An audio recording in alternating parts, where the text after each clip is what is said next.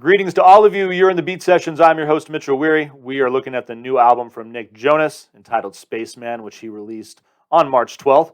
This is his fourth solo project and his first since 2016's Last Year Was Complicated, which I can't help but laugh about a little bit. He was maybe wishing that title was still available, but alas, it was taken. And so we have Spaceman. It's also the name of the lead single off the record, which is a groovy track. It's probably got the best hook on all of the songs on this.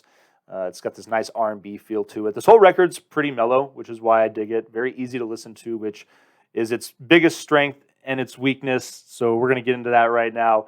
Really loving his voice on this record, first and foremost. I would say out of all of his solo projects, he's probably sounding the best musically from a vocal perspective on the record. So that was probably one of my favorite things about listening to the record.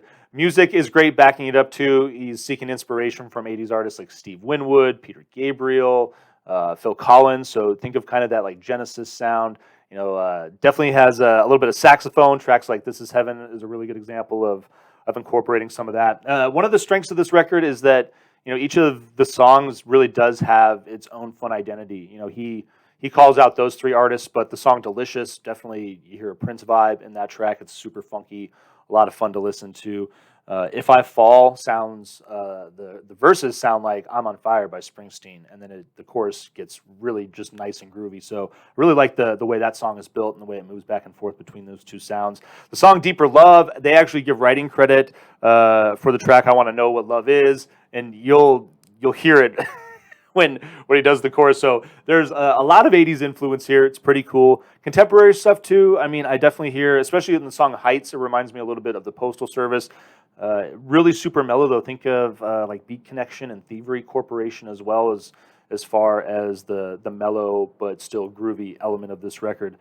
Again, super easy to listen to. 11 songs at 36 minutes. It just sort of drifts along, and that's its weakness as well. There aren't and it's such a bummer too, because like I said, his voice sounds great on this record, but there aren't any hooks that really just sink their teeth in you. There's nothing that really grabs you, and it's got a pretty quick runtime, and so you start it, and before you know it, it's over, and it's kind of a bummer, And Nick has been very open and honest about this being a COVID record too, and I have this strong opinion that I think albums that specifically are about this time will resonate in the moment, but they're very ephemeral, and especially a decade from now, I don't think people are going to want to be listening to things rehatching this experience. I don't think that this is a time where a lot of people are going to look back and reflect fondly, and I just don't see this album holding up well over time as it ages because of that.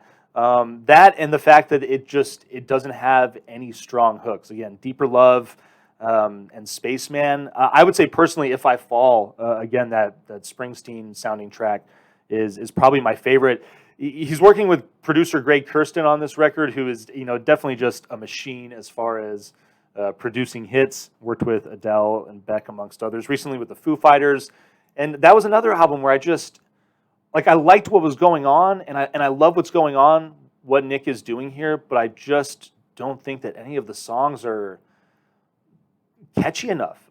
It feels very processed in that manner, which is unfortunate because it is still a good listen. I think you'll enjoy listening to this album. I think if you're a Nick Jonas fan, it'll be a nice addition to the catalog. But I'm going to have to pass on it just because I don't think this is an album that's going to hold up well over time. I don't know if this is a record that I'll find myself listening to in 10 years again, honestly. Like, again, I enjoyed listening to it 3 times now, actually. But we'll have to see how this thing stands the test of time.